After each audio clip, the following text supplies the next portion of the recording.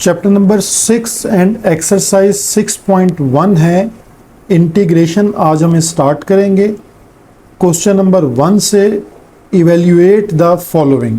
ठीक है, हमारे पास अब आपने पहले चीज़ याद रखनी है। देखें, आप जितने क्वेश्चंस देखेंगे उसमें साइन ऑफ इंटीग्रेशन है, कोई ना कोई फंक्शन है आपके पास, और विद रिस्पेक्ट टू का सिंबल यानी dx है। ये तीन चीज़ें आपके पास, यानी बाउंड्री को याद रखें। इसके अंदर क्वेश्चन कैसे लिखा जाता है। अब हमारे पास पार्ट ए है integration of x cube dx। तो पावर रूल को जहन में रखें। पावर रूल आपको क्या बताया था कि अगर x raise to power n हो तो हम उसको इंटीग्रेट कैसे करते हैं, x पावर में एक ऐड करें और सेम पावर से डिवाइड करके प्लस c कांस्टेंट ऐड कर दें। सॉल्यूशन, एक्स क्यूब में क्या करेंगे आप, पावर में ऐड कर दीजिए 3 + 1 एंड देन 3 + 1 प्लस c। तो यहाँ हमारे पास इसका आंसर क्या बनेगा, x raise to power 4 divided by 4 plus c। Next part है b।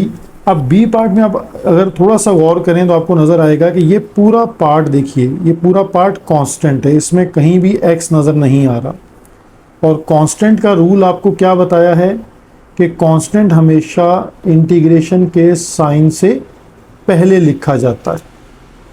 और फिर साइन ऑफ इंटीग्रेशन dx, और integration of dx is always x।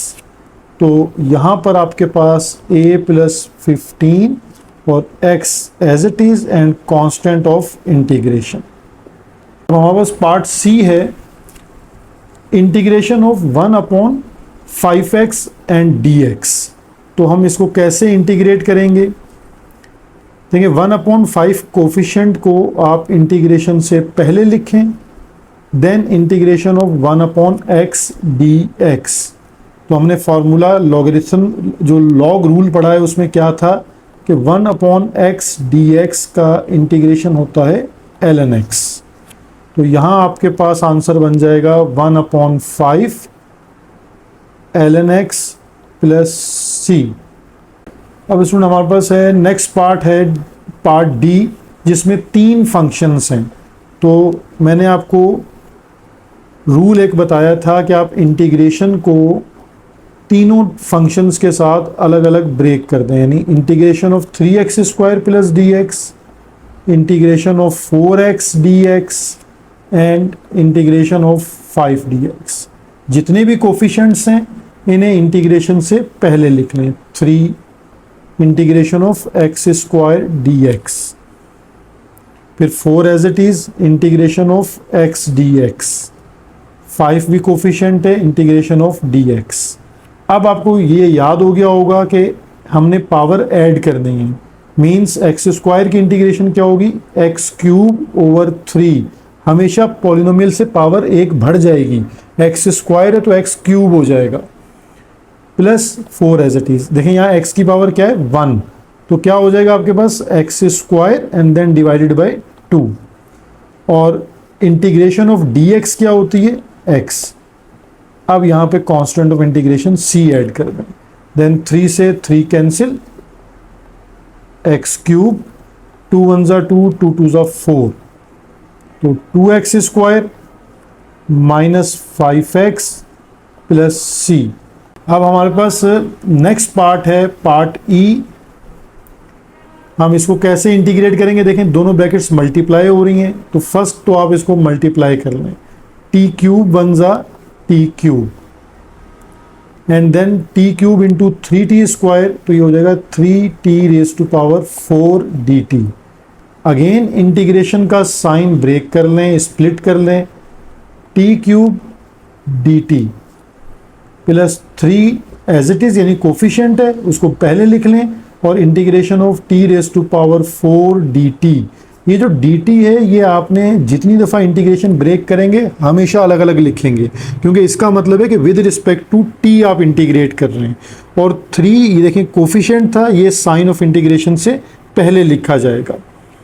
अब आप इसको इंटीग्रेट कर सकते हैं टी क्यूब का इंटीग्रेट क्या होगा, एक पावर ऐड कर दें, यानी टी की पावर हो जाएगी 4 then divided by 4 plus 3 as it is. और जो टी की पावर 4 का इंटीग्रेशन है पावर में एक ऐड करें तो 4 प्लस 1 5 टी की power 5 divided by 5 plus c. Next part है एफ और हमें इसको इंटीग्रेट करना है, तो हम इसको पहले रेसिप्रोकल करके लिख लेते हैं, यानी 1 अपॉन एक्स क्यूब को हम लिख सकते हैं x raise to power -3 d x. Same power rule apply कर दें, यानी पावर में एक ऐड कर दें, तो x की पावर -3 तो पहले से है, अब इसमें +1 ऐड कर दें, इसी पावर से इसको डिवाइड कर दें, -3 + 1 कांस्टेंट ऑफ इंटीग्रेशन को ऐड कर दें, तो यहाँ आ जाएगा x रेज टू पावर -2 और डिवाइडेड बाय -2 प्लस सी। अब आप इसको ऐसे भी लिख सकते हैं कि -1/2 ऐसे कर लें और x की पावर -2 को रेसिप्रोकल करके प्लस कर लें, तो ये हो जाएगा 1/x² प्लस सी। तो इसका लास्ट फाइनल आंसर हो जाएगा -1/2x² plus C. G part है एक्सपोनेंशियल है फंक्शन, तो एक्सपोनेंशियल फंक्शन को अगर आप देखें तो integration of exponential remain same e of x ही रहता है।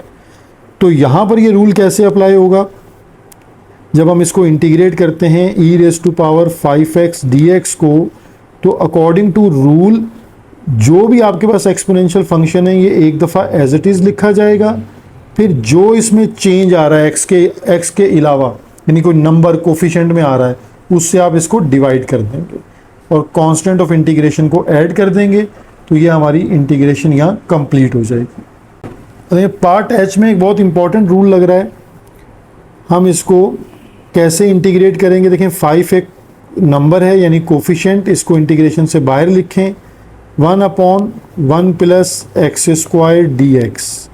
अब यहाँ एक रूल आप याद कर लें, integration of 1/a² plus x², ये इक्वल होती है 1/a tangent inverse x/a plus सी। ये एक फॉर्मूला है, ठीक है।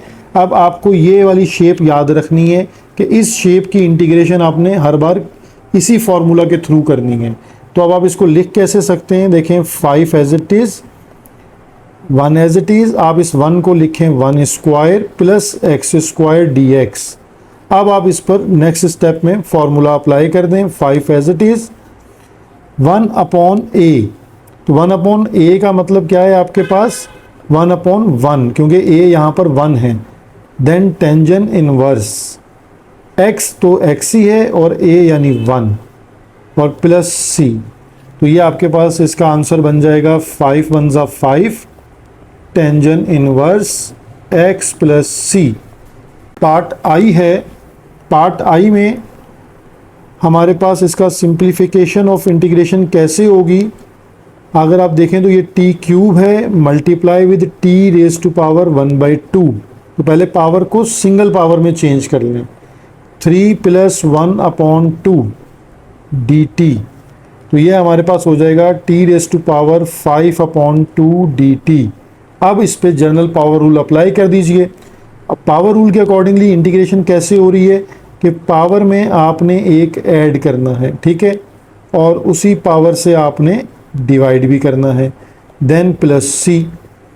तो यहाँ हमारे पास इंटीग्रेशन आ रही है t 5/2 + 1 7/2 डिवाइडेड बाय 7/2 प्लस सी। अब ये जो 7/2 है इसको रेसिप्रोकल कर लें, तो ये हो जाएगा 2/7 t raise to power 7/2 plus constant of integration. तो ये इंटीग्रेशन का क्वेश्चन नंबर 1 कंप्लीट हो गया।